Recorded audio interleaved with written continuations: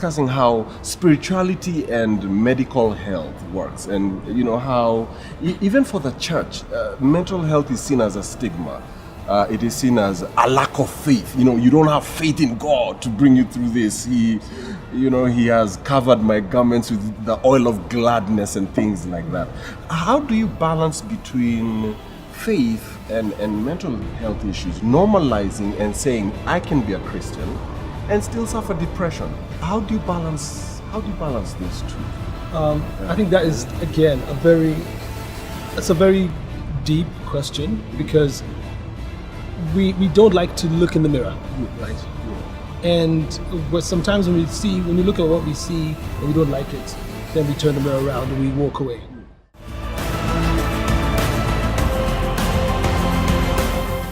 As men, we don't do very well with mental wellness, and I think you touched on something, that there's a stigma attached to it, especially with men. Is there something particularly unique that you see amongst men when it comes to mental wellness as opposed to women? And maybe right across the board, or maybe contextualized to the African male? Okay. Yes. That's, what, just as you were asking that question, something just popped into my mind.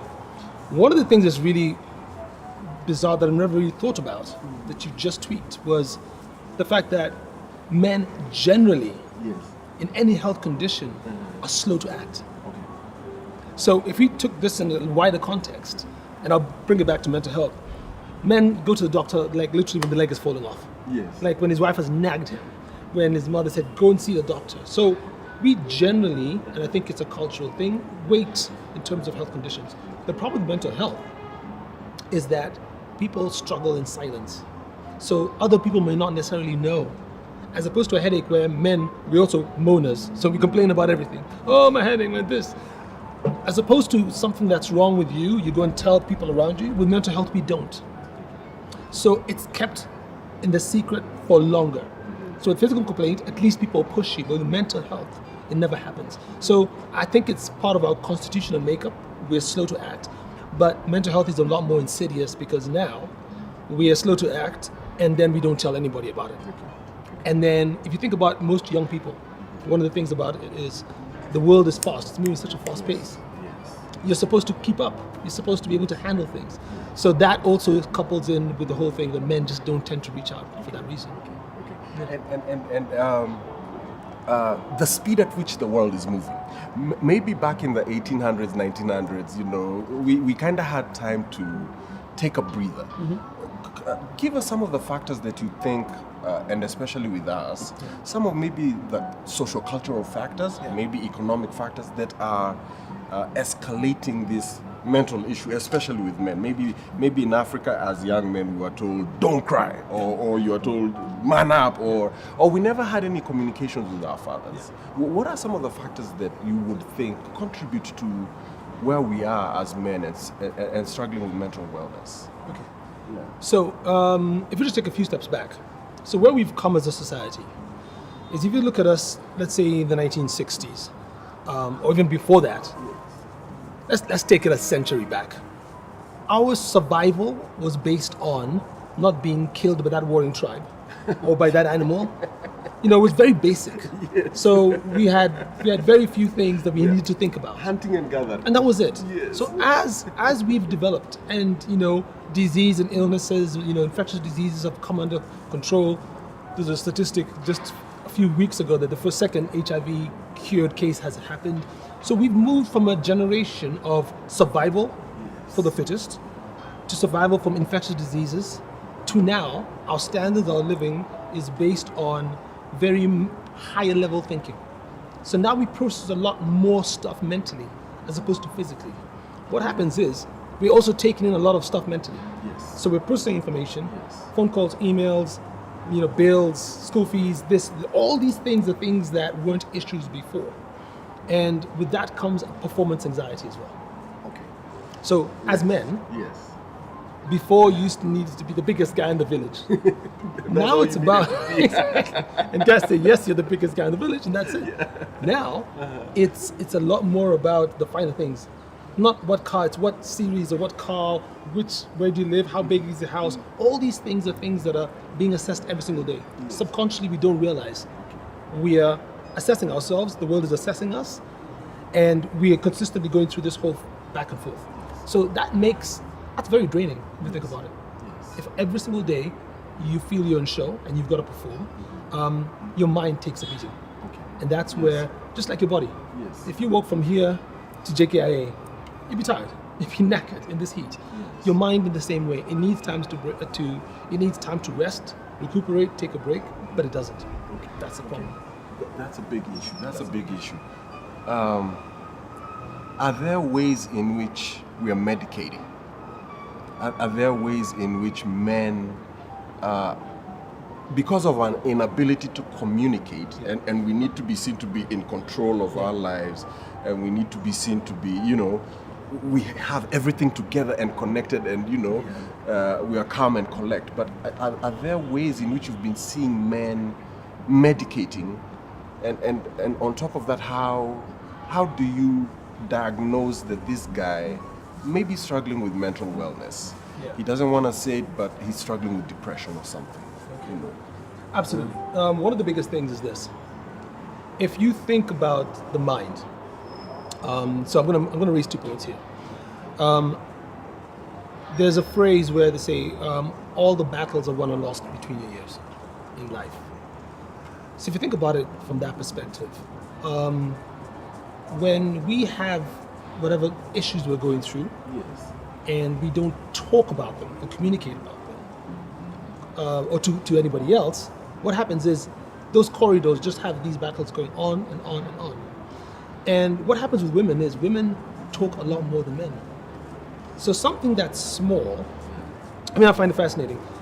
My wife something will happen, and she'll be telling her friend, "Oh, this happened, and like so and so fell down, and this and that," and I'm thinking, I wouldn't go and divulge everything. That your boy fell. Like this and that, but they just offload stuff in bits, right? And when you offload stuff in bits, you don't keep it here. But what we do is we don't offload, so we just keep storing. And we store and we store and we store. And when you store, you get to that pressure cooker effect. It's got to come out somewhere. It has to come out somewhere. And that's where the whole self-medicating comes in. So the brain, we're designed to be neutral or to feel good. Now what I mean by this is there's certain hormones in the body that are released when a good effect is happening. For example, serotonin. If somebody gives you a present, serotonin kicks in. You're like, wow, that's a feel-good hormone. It's there, spiritually. I think it's there because it creates an atmosphere of gratitude. And the more you're grateful for something, the more you get. And so if you weren't happy when you got something, then I don't think you get more. So it's linked in there. Now, when somebody doesn't get that serotonin because there's so much pressure, they go and look for it somewhere else. So they look for it in risk-taking behavior, in alcohol, in drugs, in anger, in aggression, and they'll try and find a place that they can get this serotonin hit to make them feel good about themselves. And a lot of those places, they may be productive. So some people exercise. You can get a serotonin hit from there. But if you don't have the coping mechanisms to allow you to be able to lock into that, then you start to do things that that are deviant. The other thing is you also get other hormones. So for example, there's a hormone that comes out when the mother's breastfeeding a child. There's a hormone that's released. It's called oxytocin. That hormone comes from contact. Whenever you see women, they always meet each other, they hug, and they do that. That little small interaction just creates that amount of energy. If a man thinks, oh, I'm too manly, I don't make contact with people, it's just handshakes. What happens is you kind of alienate the world. The more you do that, the less you get of that. So these are small physiological and biological things that happen that now will drive somebody to actually go and look for them, because the bodies, as I said, they're designed to try and find these things. And if you're not talking to somebody, and you're not expressing and getting things off your chest, then you lack these hormones. Wow, there's a whole lot of things we need to marinate on. There's a lot of stuff we need to marinate on. Because I was just talking to a friend of mine, and another friend of mine came for a funeral and because one of their closest relative never talked to anyone, just hung themselves, and they found him and he was hanging from the roof. Yes, admittedly, he had been struggling with alcohol and stuff like that. And I'm just asking myself, me being from the pastoral distinction in the ministry, and we are seeing more of these cases coming in to churches. And we don't have as many government resources. We don't have as many people trained, even in the ministry, to handle these cases that we are seeing. How would someone, if I'm a man and I'm struggling, and we've been culturalized not to talk, what would be one of the first steps that I need to take if I need to talk to someone? How would I come out? And is there a way to come out? Is there a safe way to come out? Come out and say, or is there a way to self-diagnose myself? Yeah. That this is what I'm struggling with. That is such a powerful question. Yes. And I say this because that's what, as the medical world, in wellness, we're just trying to figure out. Yeah. Because, again, what we've done as society is to paint this picture of success and achievement as everything's held together. Slowly, through social media, I love social media. I'm a big fan because there's a lot that you can get out of social media. I mean, there's a lot of negative things, right? There's bullying and stuff, but there's a lot of things that you can connect in. One of the things that we found is that if you look at a lot of successful people, they're coming out and actually saying, actually my success was built on failure. Yes. My worst failure actually created my success. Yes. When you start to normalize anxiety and depression and failure, then we start to be able to let the conversations come out from underground. Because if somebody has somebody they look up to and they say, traditionally, so it's very rare. I think there are a few conversations happening now in Nairobi. It's very rare for people to come and say, I'm a big successful businessman or CEO, but look how many times I failed in the past. They don't say that. So everyone expects that to become a successful CEO or businessman, or pastor, that you have to have had this amazing life with no bumps. On the road. The road is amazingly smooth, and that's why you're here. Because people are not saying it, then other people who are going through the tough times are thinking that they are normal. Okay. If we start to normalize failure, if we start to normalize depression, and if we start to normalize anxiety and stress amongst men, and someone says, look, I was there, I failed. In fact, we were nearly auctioned, right? If you tell people that, then people go, oh, and look where he is now. So what you're saying is that the stigma is playing a very big factor in us holding it in and saying, let me just man up and somehow I'll make it. Women will come from the meetup and they said, what happened today? Yeah. My boss shouted at me, this everything. What happened today? My boyfriend dumped me. Men will just be like, oh yeah, we decided to split up. Oh yeah, work is a bit stressful.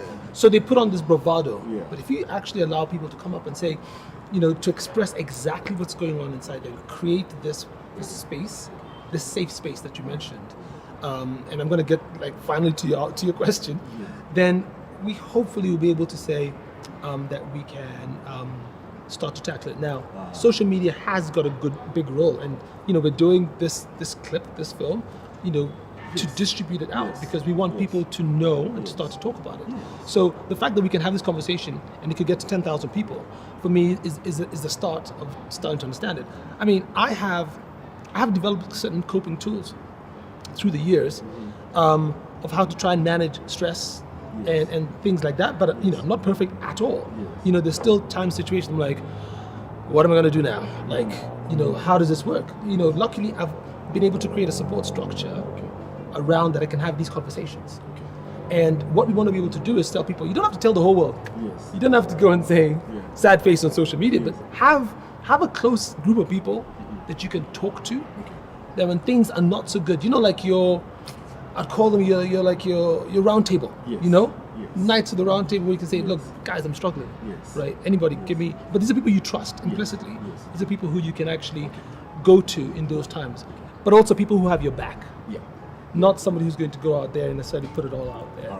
So that's from a social, but from a medical perspective, one of the things I've been passionate about doing is creating. So we've created an environment in our service here in our clinic where people don't even have to come in; they can text. And sometimes texting, is a very powerful thing. Someone just needs to be able to say, "I'm struggling, I need help."